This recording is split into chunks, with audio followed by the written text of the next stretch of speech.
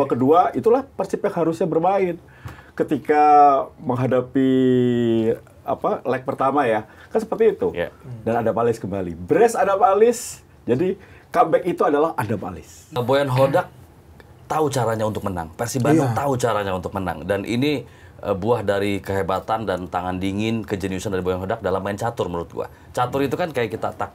Nah, bagaimana Boyan Hodak mengganti 1-2 pemain yang dirasa pas dengan timing yang pas, pergantian yang tepat, dan hasilnya juga maksimal. Oke. Cetak gol ya. Ini gua ngeliat Adam Alis sekarang ya lebih cocok jadi super sub. Karena memang ada pemain tipikalnya gitu ya. Tipikal gitu karena dia punya fighting spirit yang luar biasa, punya kengototan dalam bermain dan juga punya insting cetak gol.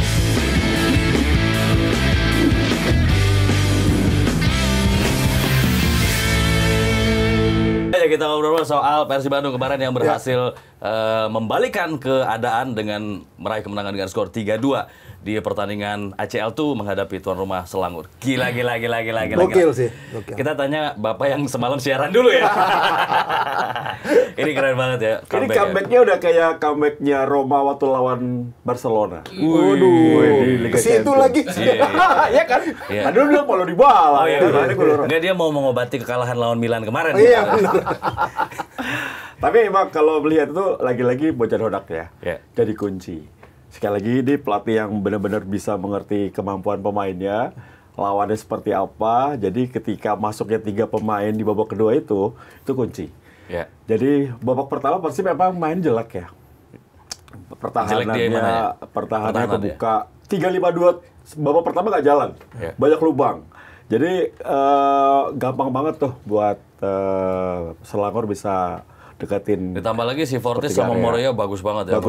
Bahaya banget tuh 2 orang. Tapi pas di siaran tuh gue mau Pak Ais pasti dia dicarakan, dimarahin pasti di babak di ruang ganti. Bener kan? Babak kedua mainnya berubah. Beda ya. Tapi masuknya si Etam, masuknya Robi Darwis, masuknya Adam Alis. Wah, itu kunci dari segalanya. Dan di babak kedua itulah Persib yang harusnya bermain.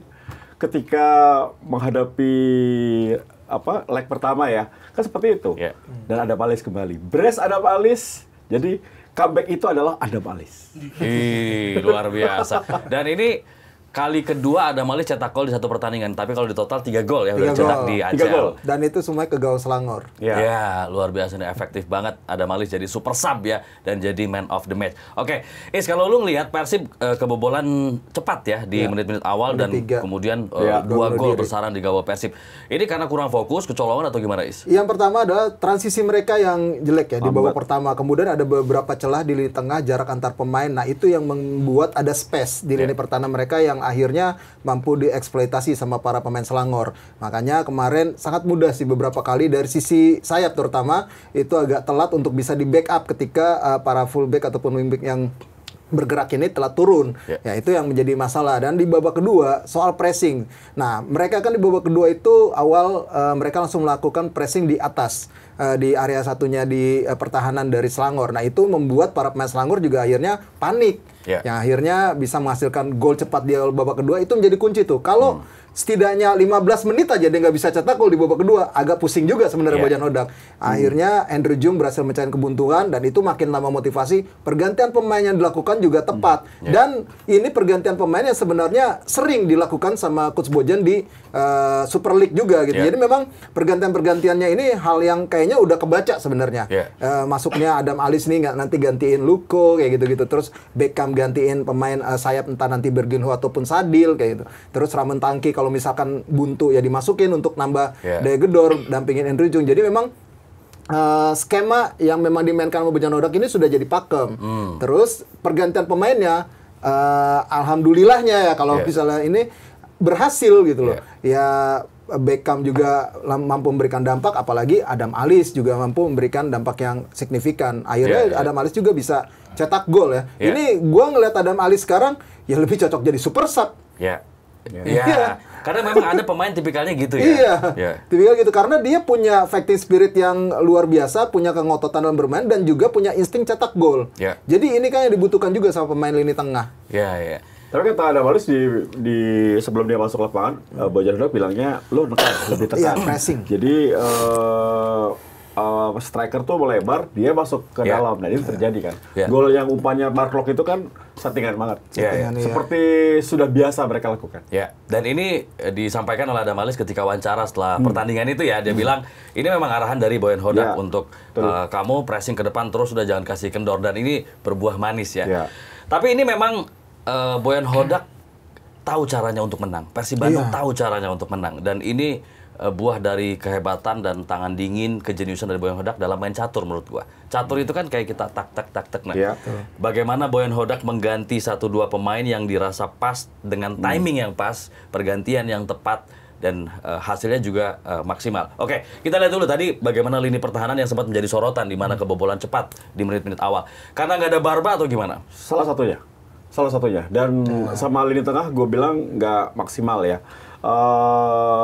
Berginjo main di kiri tuh kayaknya kurang maksimal. Waktu main di kanan langsung gacor. Nah, Lucho juga malam itu kurang lambat ya ngalirkan bola. Begitu diganti Beckham jadi bagus. Jadi gue rasa lini belakang juga salah satunya 3-5-2 di awal itu nggak berfungsi. Begitu ada perubahan lini tengahnya baru bisa cover lini belakang. Tadi bilang transisi lambat banget. Jadi nggak ada yang bantu, kena serangan balik mati. Dan gue nggak tahu kenapa ya nggak ada komunikasi yang bagus. Kalau gol kedua kan bunuh diri ya. Susah lah dihindari tuh bola ke sini. Kena skrimit ya. Ya sulit. Tapi yang bagus adalah benar kata lo. Babak pertama coba pemain ini dipasang di kiri, nggak bisa pasang di kanan sama dia. Dia cermat lah. Kalaupun beruntung sebetulnya ada 1-2 gol di babak pertama sebetulnya. Cuma Nasril mainnya bagus banget. Iya benar. Nasril. Benar. Tapi sampai saat ini dia masih menangis. Oh iya. Iya. Karena nangis tuh. Iya, serius banget. Tapi itu memang pasti nggak bisa tidur sih. Berasa itu pasti. Berasa itu. Lo pernah ngalamin kan ya? Pernah. Sebagai pemain kan, pasti kalau blunder atau apa ya. Berasa karena udah berapa menit lagi dapat poin lah setidaknya, paling nggak kalah gitu 1 poin. Dia bikin kesalahan. Karena berkat kesalahan itu, Selangor tersingkir. Itu tepatnya 8 penyelamatan, 4 ke kanan, 2 ke tengah, 2 ke kiri. 8 penyelamatan dari Nasril. Tapi sayang sekali terakhir dia nendang, bolanya kena ke Adam Alis kan. Dia clearance-nya nggak maksimal dan masuk ke gawang. Wajar sih. Ya mungkin ini orang bilang hoki aja Adam Alis pasti, tapi kan nggak akan terjadi kalau Adam Alis juga nggak ngotot. Pasti. Nggak bakal fighting spiritnya nggak seluar biasa itu gitu kan. Eliano di sebelah kiri ada catatan. Kemarin sih agak belum di dalam performa terbaik dia menurut gua. Iya, beberapa kali kan mampu diterobos ya. Dari Selangor tuh dari sisi kanan. Dari sisi kanan. Nah, itu yang memang menjadi masalah juga. Yang backup dia di lini tengah kan agak sedikit terlambat dari second line. Sebenarnya kan nggak kesalahan dia secara individu sebenarnya. Ini kan namanya permainan tim. Tapi memang kemarin Eliano belum pada performa terbaiknya kalau menurut gua. Ya, sepak bola kan nggak satu orang. Betul. Jadi ada yang satu drop, yang lain bisa cover. Nah, kemarin itu posisi lini belakang itu semuanya kacau karena tidak ada cover dari lini tengah. Babak pertama ya.